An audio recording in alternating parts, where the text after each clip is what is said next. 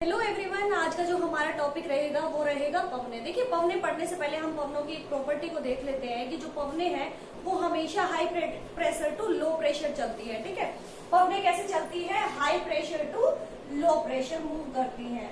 देखिए, अगर जहाँ पे पवनों का जो वायुदाब है वो बहुत ज्यादा है एक जगह पे, दूसरी जगह पे जो वायुदाब है वो बहुत कम है, तो क्या होगा? जहाँ पे निम्न वायुदाब है वहां पे जो हवाएं हैं वो हल्की होकर ऊपर उठने लगेगी और उनका स्थान घेरने के लिए जो उच्च वायुदाब क्षेत्र से जो हवाएं हैं, ठंडी हवाएं हैं, वो वहां पर चली जाएंगी और उसका स्थान घेर लेंगी। तो जो सबसे बड़ी प्रॉपर्टी है हवाओं की वो यही है कि जो हवाएं हैं वो high pressure to low pressure move करती हैं। ठीक है, तो अब हम देख लेते हैं जो पवने हैं, पवने दो प्रकार की होती है। ठीक है, जो पवने हैं वो दो प्रकार की है। दो प्रकार की पवने कौन कौन सी है? पवने दो प्रकार की है। तो दो प्रकार में जो पहली पवने आती है वो आती है स्थायी पवने। ठीक है, स्थायी पवने। और जो दूसरी आती है वो आती है स्थानीय पवने।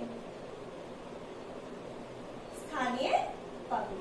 अब देखिए, स्थायी पवने कौन सी और स्थानीय पवने कौन सी है? जो स्थायी पवने हैं वो वर्ष भर एक ही दिशा में बहती है। इस तरह की जो पवन है उनको बोलते हैं स्थायी पवन। और स्थानीय पवन मतलब कोई भी पवन जो है किसी स्थान विशेष या क्षेत्र विशेष में बहती है, प्रवाहित होती है, उसको बोलते हैं स्थानीय पवन। जो स्थायी पवन है इनको स्नातनी पवन, ग्रही पवन, इनके जो अन्य नाम है वो है स्नातनी पवन, ग्रहीय पवन भी इनको कहा जाता है, क्योंकि ये एक पूरा वर्ष भर एक ही दिशा में प्रवाहित होती है, इसलिए इसे इन्हें निश्चित पवन भी कहा जाता है, क्योंकि इनका जो मार्ग है वो निश्चित है कि एक ही डायरेक्शन में, एक ही दिशा में इनको लगातार प्रवाहित होना है। तो इस तरह की जो पवने हैं, देखिए स्थानीय पवन हम नेक्स्ट क्लास में देखेंगे। आज हम देख रहे हैं स्थायी पवन। ठीक है, जो स्थायी पवन है इस स्थायी पवनों को भी तीन हिस्सों में डिवाइड किया जाता है। तीन प्रकार की जो पवने हैं वो स्थायी पवनों में काउंट की जाती है। तो वो तीन प्रकार की पवने कौन कौन सी है? देखिए, जो स्थायी पवन है, स्थायी पवन में सबसे पहले जो पवन आती है वो आती है व्यापारिक पवन। ठीक है, दूसरी आती है पछुआ पवने। पछुआ पवनों के बाद जो तीसरी प्रकार की जो पवने हैं वो है ध्रुवीय पवने। ठीक है, तो जो स्थायी पवन है, ग्रहीय पवन है या निश्चित पवन है, उनमें तीन प्रकार की पवने आती। तीन जो पवने हैं वो कौन कौन सी? सबसे पहले हम देखते हैं व्यापारिक पवन, दूसरी आती है पछुआ पवन और जो तीसरी आती है वो है ध्रुवीय पवने। ठीक है, तो ये जो पवने हैं, इन पवनों के टॉपिक को करने से पहले एक छोटा सा कॉन्सेप्ट है जो आपको मैं क्लियर कर देना चाहती हूँ। ठीक है, कि जो पवने हैं, इन पवनों के अलावा भी जो हमारा धरातल है उस पर कुछ अलग पवने बहती है जो कि भूमध्य रेखा के साथ साथ प्रवाहित होती है। ठीक है, जो हमारी 0 डिग्री जो भूमध्य रेखा है, यहाँ पे एक पवन प्रवाहित होती है। तो वो पवन कौन सी है? ये है भूमध्य रेखीय पछुआ पवन। पछुआ पवन इसको क्यों कहा जाता है? क्योंकि ये जो पवने हैं ये पश्चिम, हमारी जो डायरेक्शन है ये है पश्चिम, ये पूर्व, ठीक है, ये उत्तर, ये दक्षिण। तो हमारी जो पवन है कौन सी? भूमध्य रेखीय पछुआ पवन, वो यहाँ पश्चिम से पूर्व दिशा की ओर प्रवाहित होती है। इसीलिए इसको, क्योंकि भूमध्य रेखा के साथ साथ है तो इसलिए भूमध्य रेखा, और क्योंकि पश्चिम से पूर्व की तरफ प्रवाहित होती है इसलिए इसको पछुआ पवन कहा जाता है। ठीक है, तो ये थी हमारी पछुआ पवन, कौन सी? भूमध्य रेखीय पछुआ पवन। और ये जो क्षेत्र है, जो भूमध्य रेखीय क्षेत्र है, तो यहाँ पे ITCZ का क्षेत्र भी बनता है। ठीक है, उससे पहले हम देख लेते हैं कि व्यापारिक पवन जो है वो क्या होती है। ठीक है, इसके बाद हम देखेंगे कि ITCZ क्या है। ठीक है, अब देखते हैं हम व्यापारिक पवन। जो व्यापारिक पवन है, हमारी जो पृथ्वी है, ठीक है, हमारी जो पृथ्वी है, पृथ्वी के पास में ये भूमध्य रेखा 0 डिग्री रेखा है, भूमध्य रेखा है, इसके ऊपर जो 5 डिग्री, यहाँ से 5 डिग्री नॉर्थ एंड साउथ तो डोलड्रम का एरिया है। ठीक है, यहाँ पे हमारा निम्न वायुदाब क्षेत्र बनता है, क्योंकि यहाँ पे जो सूरज की रोशनी वो लगातार पड़ती रहती है, हवाएं हल्की होकर ऊपर उठने लगती है। तो यहाँ पे जो हमारी, हमने पढ़ा था लास्ट क्लास में, ये तापजन्य पेटी है, तो ताप के कारण यहाँ पे जो निम्न वायुदाब की स्थिति बनी रहती है। तो हमने प्रॉपर्टी एक देखी कि जो हवाएं हैं वो हमेशा high pressure to low pressure चलती है, तो व्यापारिक पवने भी इसी प्रॉपर्टी को फॉलो करती है। ठीक है, तो यहाँ पे देखिए जो हमारी उष्ण उच्च वायुदाब पेटी है तो यहाँ पे प्रेशर हाई है, ठीक है। और हमारी भूमध्यरेखीय पेटी है, यहाँ पे प्रेशर कैसा है, जो एयर प्रेशर है, वायुदाब क्षेत्र है, यहाँ पे निम्न वायुदाब क्षेत्र है। तो हवाएं उच्च वायुदाब से निम्न वायुदाब की तरफ प्रवाहित होंगी। तो इस प्रॉपर्टी के अनुसार तो हवाएं समकोण पर प्रवाहित होनी चाहिए, मतलब उच्च वायुदाब से निम्न वायुदाब की तरफ इस तरह से समकोण पर प्रवाहित होनी चाहिए। लेकिन देखिए हम इस फिगर में देख रहे हैं कि जो हवाएं हैं वो समकोण पर प्रवाहित न होकर कैसे प्रवाहित हो रही है, न्यून कोण पर प्रवाहित हो रही है। तो इसका रीजन क्या है? देखिए यहाँ पे दो नियम आपके देखे जाएंगे कि कोरियोलिस इफेक्ट और फेरेल का नियम। कि जो कोरियोलिस जो नियम है वो कहता है कि जो पृथ्वी का जो उत्तरी गोलार्ध है, ये है उत्तरी गोलार्ध, ठीक है, जो उत्तरी गोलार्ध है और दक्षिणी गोलार्ध है, जो भूमध्यरेखा हमारे पृथ्वी के दो बराबर भागों में बांटती है, ये उत्तरी गोलार्ध है ऊपर वाला हिस्सा, और जो नीचे वाला हिस्सा है वो दक्षिणी गोलार्ध कहलाता है, ठीक है। जो हमारी पृथ्वी है, पृथ्वी के उत्तरी गोलार्ध में तो हवाएं दाईं तरफ मुड़ जाती है, मतलब यहाँ से जो हवाएं प्रवाहित होती है वो अपने दाईं तरफ मुड़ जाएगी, और दक्षिणी दिशा में जो हवाएं प्रवाहित होती है वो अपने बाईं तरफ मुड़ जाती है। ये था कोरियोलिस। इसके अलावा जो फेरेल का नियम है, फेरेल का नियम क्या कहता है, ठीक है, फेरेल जो है वो कहते हैं कि जिस तरफ हवाएं प्रवाहित हो रही है, मतलब जिस दिशा में हवा चल रही है उस दिशा में मुंह करके खड़े हो जाएंगे, ठीक है।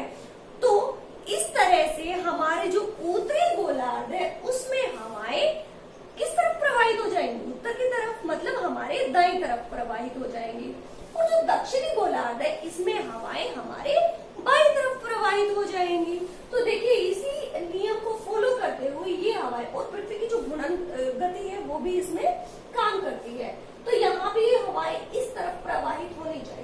लेकिन फेरेल का नियम के अनुसार ये हवाएं, ठीक है, किस डायरेक्शन में मुड़ जाएंगी, दाएं दिशा, मतलब हमारी जो दाएं दिशा है उसमें मुड़ जाएंगी। तो यहाँ से ये जो हवाएं हैं वो इस तरफ, मतलब ऐसे प्रवाहित होती है।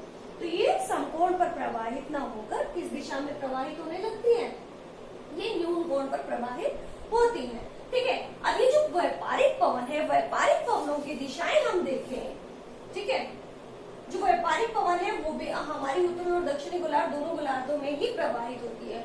अगर हम इनकी दिशा को देखें तो उत्तरी गोलार्ध में, देखिए ये जो उत्तरी गोलार्ध है इसमें जो व्यापारिक पवन है ये इस तरफ प्रवाहित होती है। तो इनकी डायरेक्शन क्या बनती है, तो इसकी डायरेक्शन बनती है, देखिए उत्तर, क्योंकि ये हमारी पूर्व है तो यहाँ पे उत्तर पूर्व से लेकर ये बनती है दक्षिण पश्चिम, ठीक है। उत्तरी गोलार्ध में जो व्यापारिक पवन है उनकी दिशा क्या होगी, उत्तर पूर्व से लेकर दक्षिण पश्चिम, ठीक है। अगर दक्षिण जो गोलार्ध है इसमें व्यापारिक पवनों की अगर हम दिशा देखें तो क्या होगी, ठीक है, ये दिशा हमारी क्या है, दक्षिण पूर्व से लेकर उत्तर पश्चिम, ठीक है। तो दक्षिण दिशा में जो व्यापारिक पवन है उनकी दिशा क्या होगी, दक्षिण पूर्व से लेकर उत्तर पश्चिम।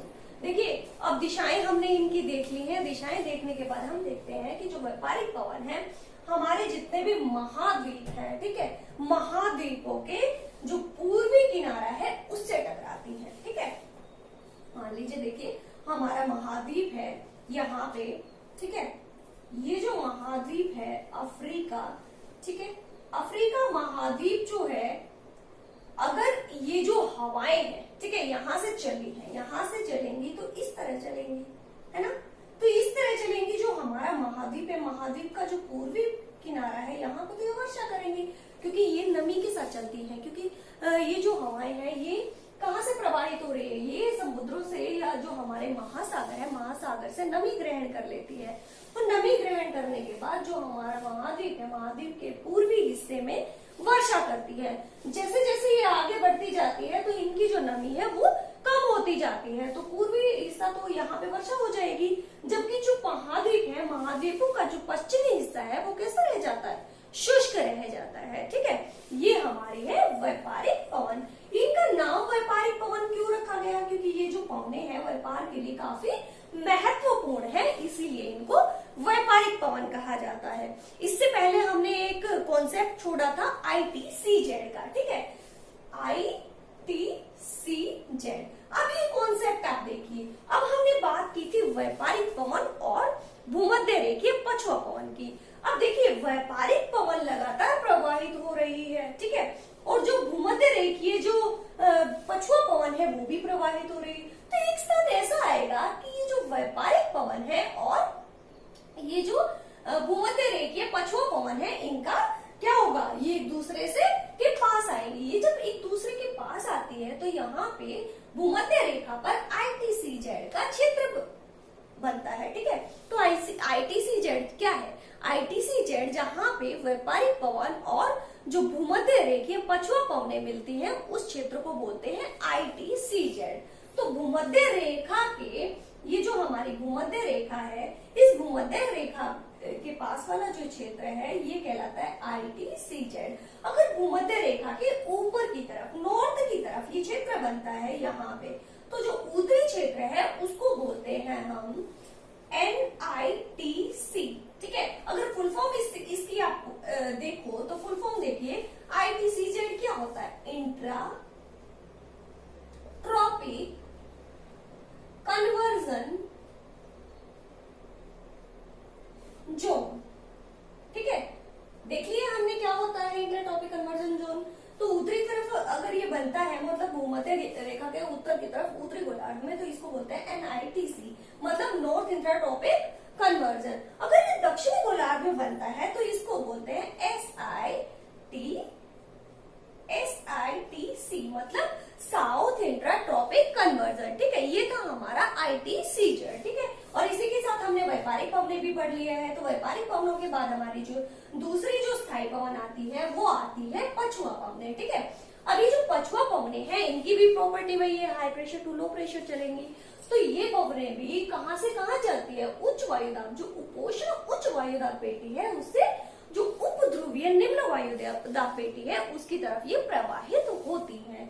अगर इनकी दिशाओं की बात की जाए तो देखिए जो उपोष्ण उच्च वायुदाब पेटी है इससे प्रवाहित हुई निम्न वायुदाब की पेटी की तरफ, तो इनकी जो डायरेक्शन बनेगी, तो ये डायरेक्शन देखिए, ये डायरेक्शन जो है वो हमारी कौन सी डायरेक्शन रहेगी, ये है दक्षिण पश्चिम से उत्तर पूर्व की तरफ। तो उत्तरी गोलार्ध में जो पछुआ पवनें हैं उनकी दिशा क्या बनेगी, दक्षिण पश्चिम से लेके उत्तर पूर्व, ठीक है। ये दक्षिण पश्चिम से लेके उत्तर पूर्व की तरफ। अगर हम दक्षिणी गोलार्ध में इनकी बात करें तो दक्षिणी गोलार्ध में इनकी डायरेक्शन क्या होगी, तो ये हमारी जो दिशा है ये हमारी रहेगी उत्तर पश्चिम से लेकर दक्षिण पूर्व, ठीक है। तो दक्षिणी गोलार्ध में इसकी इनका जो क्या है डायरेक्शन क्या रहेगी, उत्तर पश्चिम से दक्षिण पश्चिम। अब देखिए जो हमारी ये पवनें हैं कौन सी, पछुआ पवनें। अब हमारा जो पृथ्वी है, हमारी पृथ्वी पर भूमध्य रेखा से मतलब ऊपरी हिस्सा क्या है, उत्तरी गोलार्ध है, नीचे वाला हिस्सा है दक्षिणी गोलार्ध।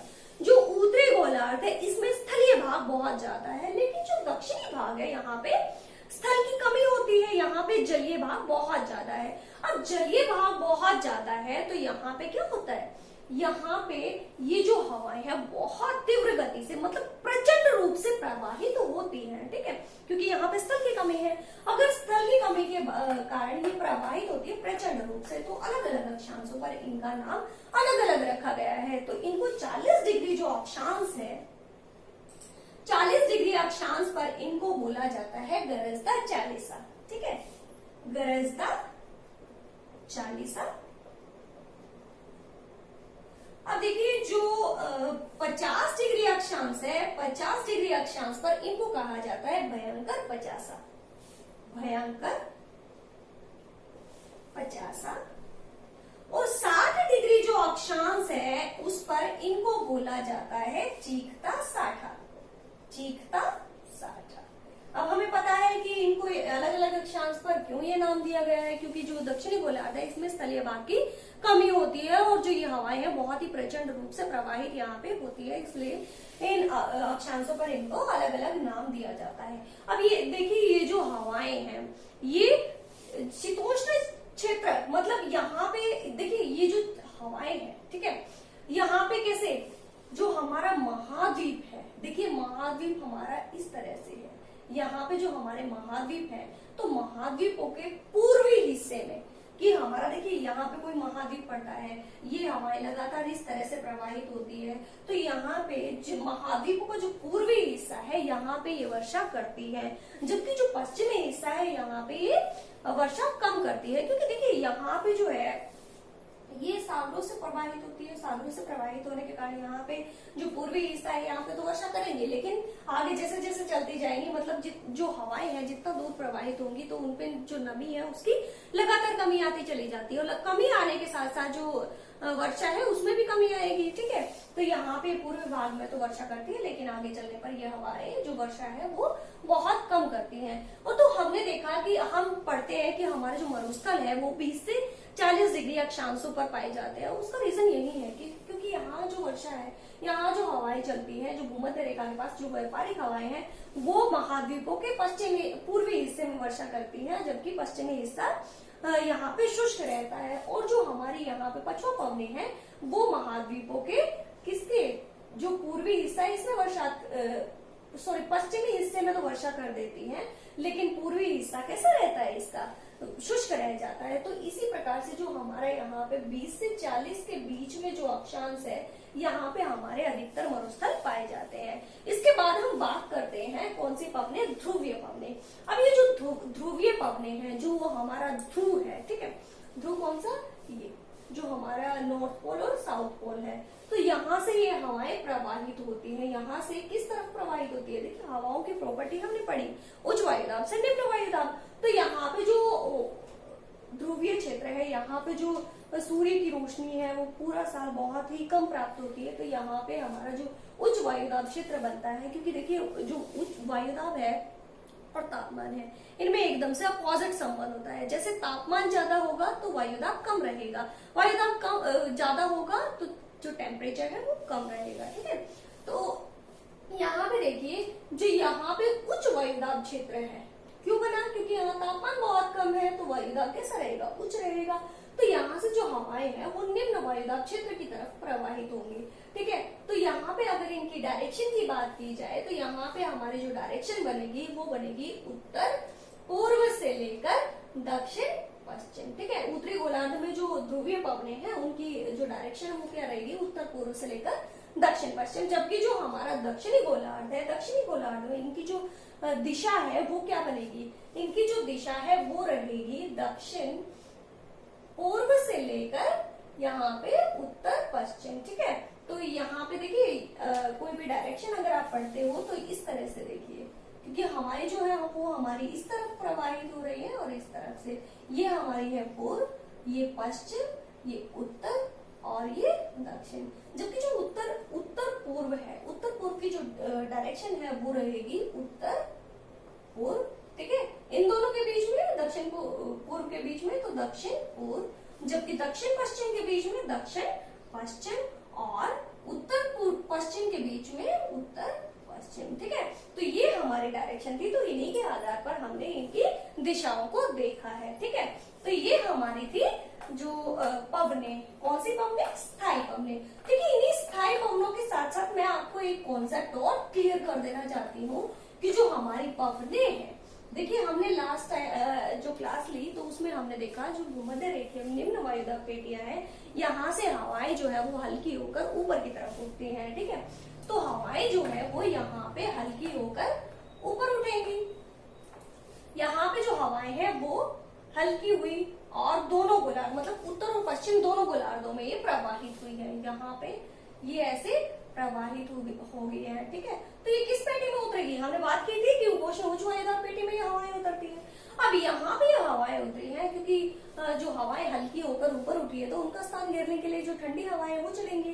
तो यहाँ से उच्च वायुदाब क्षेत्र से निम्न वायुदाब क्षेत्र की तरफ कुछ हवाएं प्रवाहित होती है, तो यहाँ पे एक छोटी सी कोशिका का निर्माण होता है।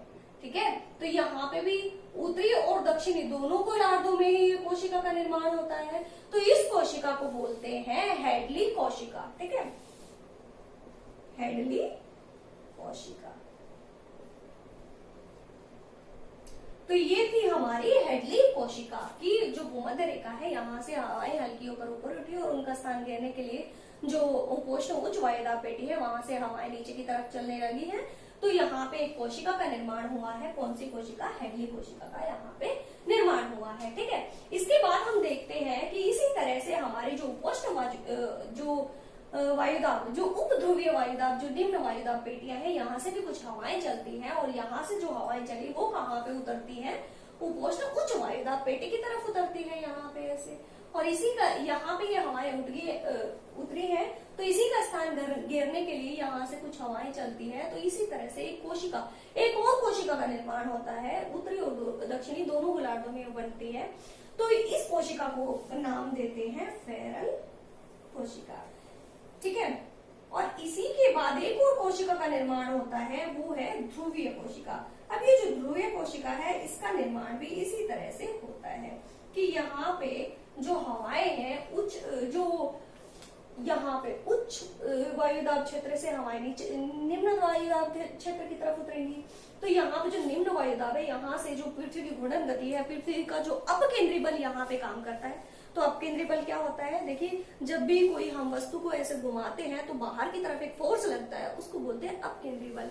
जैसे हमारी जो मशीन है, मशीन में जब हम कपड़े सुखाते हैं तो जो बीच का हिस्सा है वो एकदम से खाली हो जाता है और जो कपड़े हैं वो कैसे होते हैं? आसपास की दीवार, मशीन की जो दीवारें हैं उन पर चिपक जाते हैं, बीच का हिस्सा खाली रह जाता है। तो इसी तरह का फोर्स हमारी पृथ्वी पर भी काम करता है। यहाँ पे जो है अपकेंद्री बल काम करता है। तो अपकेंद्री बल के काम करने के कारण यहाँ पे जो हवाएं हैं वो उठती है और ध्रुवों की तरफ उतरती है। तो ध्रुवों की तरफ उच्च वायुदाब है, तो निम्न वायुदाब की तरफ जो हवाएं उतरती है। तो यहाँ पे भी एक छोटी सी कोशिका का निर्माण होता है, उस कोशिका को बोलते हैं ध्रुवीय कोशिका। ठीक है, ये हमारी थी पवने। ठीक है, तो ये इसी तरह से जो हमारा जो पवनों का जो कॉन्सेप्ट है वो क्लियर हो जाता है। ठीक है, मैं ये मान के चलूंगी कि आपको ये पूरा जो कॉन्सेप्ट है वो आपको समझ आ गया होगा। ठीक है, अगर आपको हमारा वीडियो अच्छा लगता है तो लाइक, शेयर और सब्सक्राइब जरूर करिए। Thank you.